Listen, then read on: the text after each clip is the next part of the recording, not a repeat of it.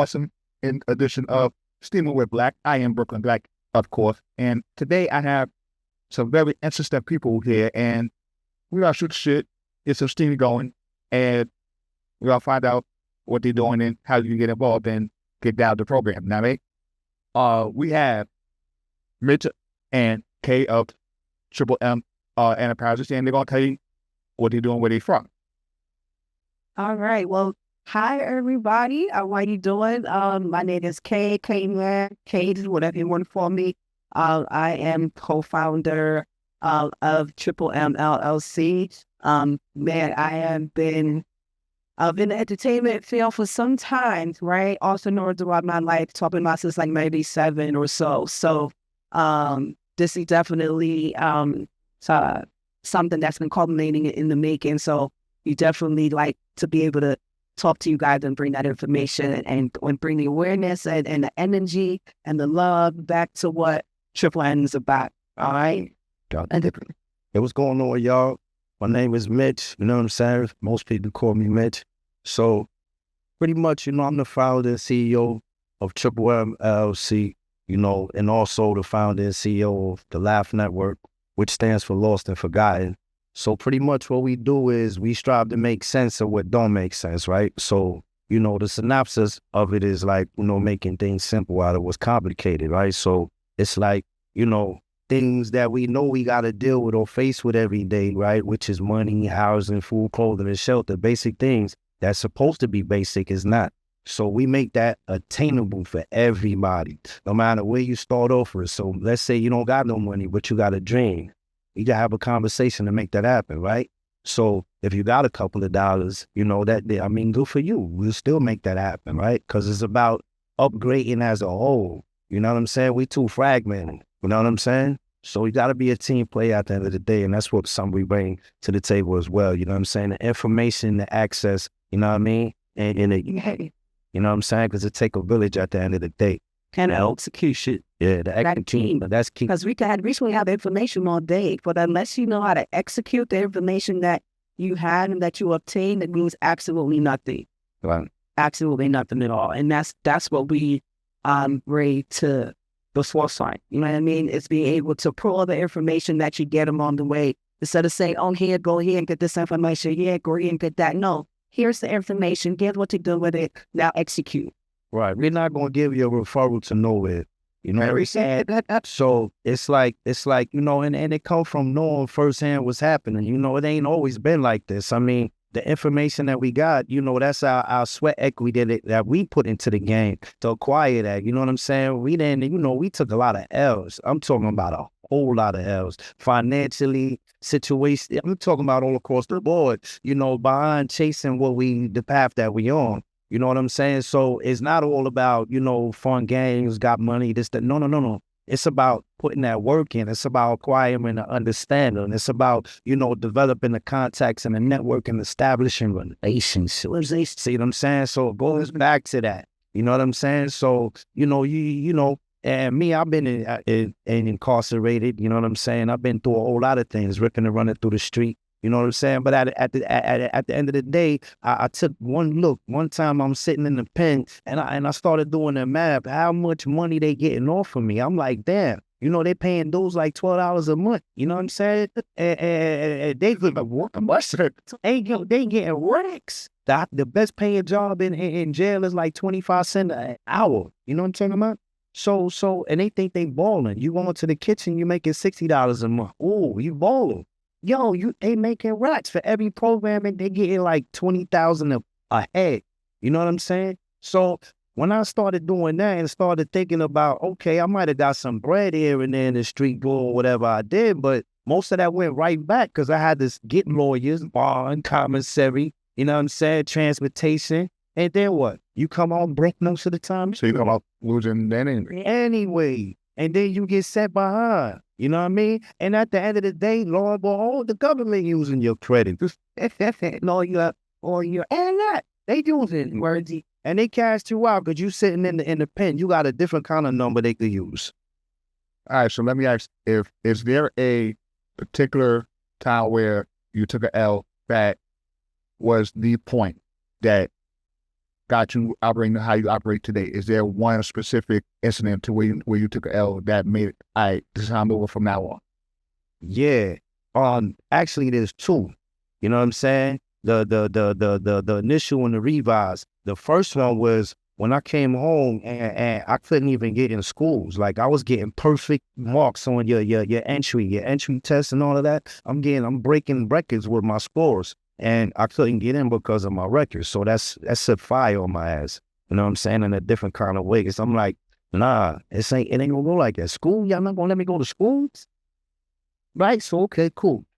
Fast forward in present days, right? Like a couple of years ago, we invested a lot of money in this house in Baltimore. You know what I'm saying? We came across a situation where, you know, smooth, Gucci. We're talking about cashing them out, everything was good. Long and behold, make a long story short, the people we was doing business with, they didn't have right to do business. We had to go to court and everything, and we took a wash because, you know, I ain't trying to put pressure on nobody like that, and I ain't gonna let nobody put pressure on me. But the judge let it be known, yo, listen, if these people press the issue, we gonna lock you up, right? Right. But if you do press the issue and I lock them up, this is gonna happen. It's still gonna reflect on your credit even way before it gets sorted out. It doesn't matter. So the moves that we was making, we took it on the chin, you know what I'm saying? Because we couldn't afford, you know, took the L, it didn't impact our credit. Yeah. That's a double whammy. So that put us in a bad situation. And then we was in the process of getting another house. So it was like, man, you know what I'm saying? So we didn't do our due diligence enough. At the end of the day, we didn't think deep enough. And it cost us daily. You know what I'm saying? So that's really what changed the game on that. Because I'm talking about, man, we can show you videos of this house. We invested in it. I'm talking about everybody thought it was like a Airbnb or something that we would, nah, man. You know what I'm saying? Going to the crib, it's like vaulted ceilings. I'm talking about you looking up. You know what I'm saying? It got the 120-inch screen on the wall, on the wall. All because we lack information. Lack information. Point of the story. All because you lack information. All because you didn't do your due diligence to make sure that the people that you're dealing with is doing the business. Praise. So phone call to call the city registry, see if they had a license to do business. Right. That's all you got to do. Check the public records. And we didn't do that simple thing, and it cost us. But you know, God is great. You know what I'm saying? Because we just met with the dude, right? Because a part of the brick, we want to keep it raw brick. But however, you know, over time, so it's a little crack. We ain't wanted to avoid the problem. So we had dude come, the engineers come, check it out, gave us a price and everything. I was about to go in on it. And then like the next month or something like that, we had a court date and all that unfolding. You feel me? So we got spared a little bit. You know what I'm saying? But the lesson is, man, do your due diligence. Your diligence. Information is there, and they always say if you want to hide something from us, put it in a book. So we can't keep making them look good like that. Right off. You know what I mean? Not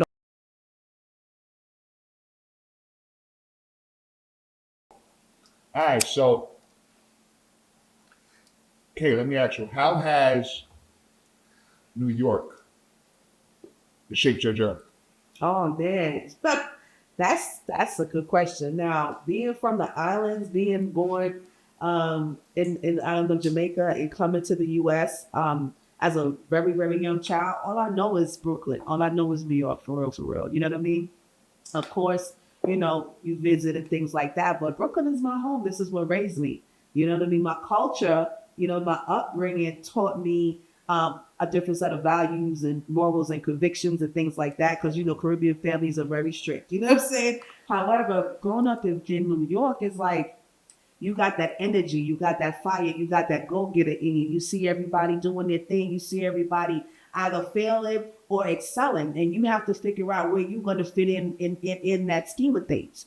You know what I mean? So I've always been a very ambitious person. I'm always willing to try something out. I'm always willing to give it a shot. Whether I fail, whether I succeed, I'm going to do it.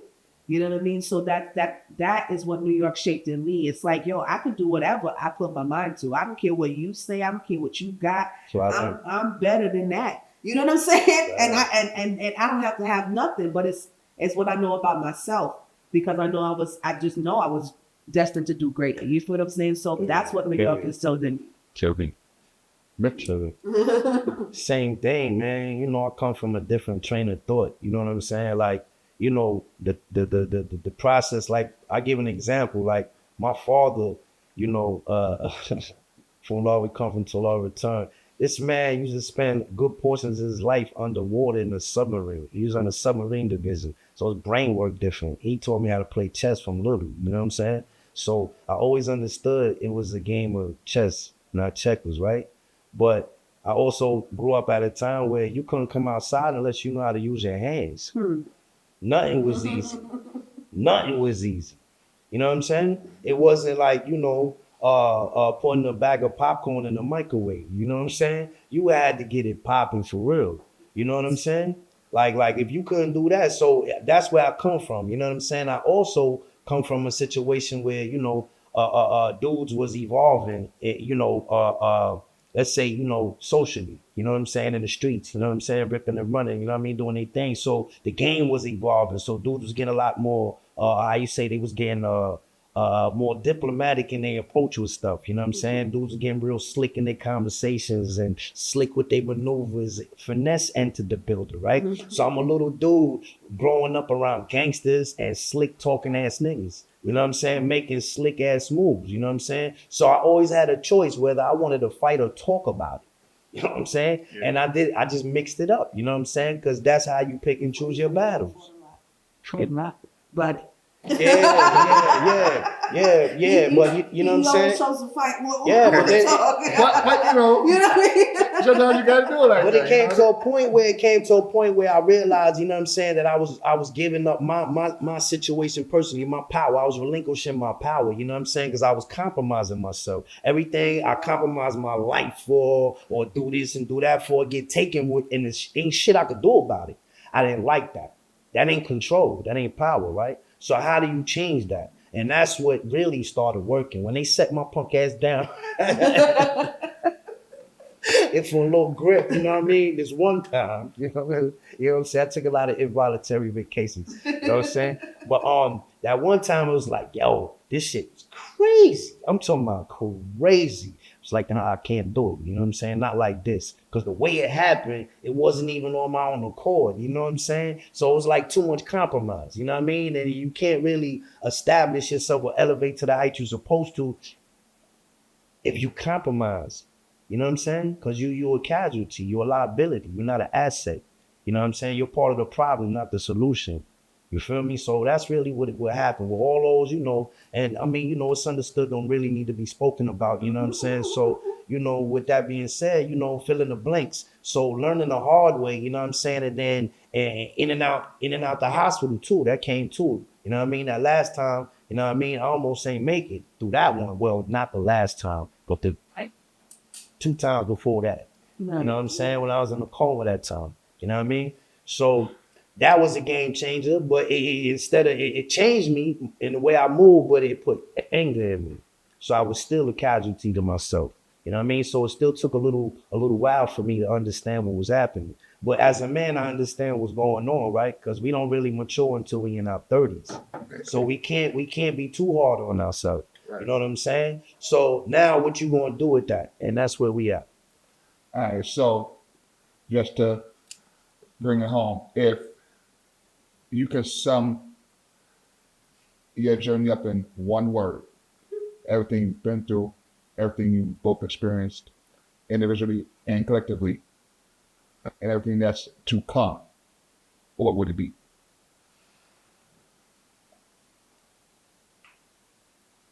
Adaptation. For me, it'd be culmination. Yeah. Like this right here is the beginning of a. So we're that storm, that well-oiled machine, that engine that's gonna drive something way greater than the both of us. You know what I mean? That engine that's gonna drive that generational wealth, that engine that's gonna drive our children. You know what I mean? Because my biggest L was losing mine. You know what I mean? That was my biggest L. So my journey along with this man right here for what we're trying to bring is way bigger than us. Way bigger than us. And we're not gatekeepers. That's the thing, right? So it's like, I could actually say, where we at right now is like when you crack the code. When you crack the code, you got the cheat code. You got the cheat code. You know what I'm saying? can't nobody tell you shit. Not a one. Not a motherfucking thing. You know what I'm saying? Not a motherfucking thing. Because at the end of the day, and this is why I be trying to tell my kings and queens, stop beefing with niggas, man. Cut that shit out. Because think about this shit, like realistically. Because you know, motherfuckers always trying to throw a monkey wrench in your program, right? But what sense do it make for a monkey to throw a wrench at a gorilla? Because I'm already doing what I'm doing. I'm saying, like that shit don't, like, you just exposed your hand and I'm gonna eat you, nigga. You know what I'm saying? That's the only thing that can happen out of that. It's not gonna change shit I'm doing. You know what I mean? You already in your lane. So don't even, don't try to get chill. nobody else's lane. Do what you do. Yeah. Because we all play a part in the grand scheme of things. All of us. You know what I mean? Whether it's in this life or with each other. And that's the part that we try to make sure that we bring to the table. It's all inclusive. It's all love. That's what it's supposed to be. You know what I'm saying? There's never a time where it's like, oh, you want information when you need something and we not gonna extend a hand. No. You know what I mean? We won't let People you know what couldn't it is. understand and be more happy with letting people who were on drugs, on fentanyl, that was hanging out outside all day, come into our house, feed them, have them sit on our white leather chairs, have them take a nap on our couch, have them wash their clothes in our laundry machine. You feel what I'm saying? People couldn't understand that. Feeding the whole neighborhood out of our whole pocket. You need to heat your food up? Okay, yeah, come, let me heat it up for you. You need some water? Okay, you need to check up some water. You need to take a nap? Okay, you can sit down. 3 o'clock in the morning. You know what I'm saying? I don't know. On the white couch? I mean, it's all good. That's replaceable. But guess what? Getting that person that self-esteem and that motivation back, that's priceless. You treat them with dignity. You know what I mean? Because most people, like, they ain't been seen, bro. Yeah, you treat the CEO like you treat Jenna. Same shit, same respect. Shit. You know what I'm saying? Just because they fucked up right now don't mean that they have to be that way. You could be that one little piece of light that they got. They're going to keep coming to that light instead of going to the darkness. You see what I'm saying? Just look, think about it like this. How many homeless people or people that be out there panhandling that you just straight up walk past like you don't even see them? So they live a life of being ignored. So the moment you acknowledge them, you know what I'm saying? That alone is a game changer because they being seen. You know what I mean? But it's a crazy journey, you know what I mean? And what I could really tell everybody is don't be a fool and tell the devil to get behind you. Tell that motherfucker to stand in front of you so you can blow his head off. You hear me? Yeah. You know what I mean? Yeah. All right, bet. So on that note, we're going to wrap up this episode of Steaming with Black. Yeah. Brooklyn Black. This is K and Mitch of Tripl3M. And let me some baby. And stay tuned. Yes, sir. And I'll catch y'all on the flip side. You know what I mean? Y'all know what it is. Peace. Alrighty.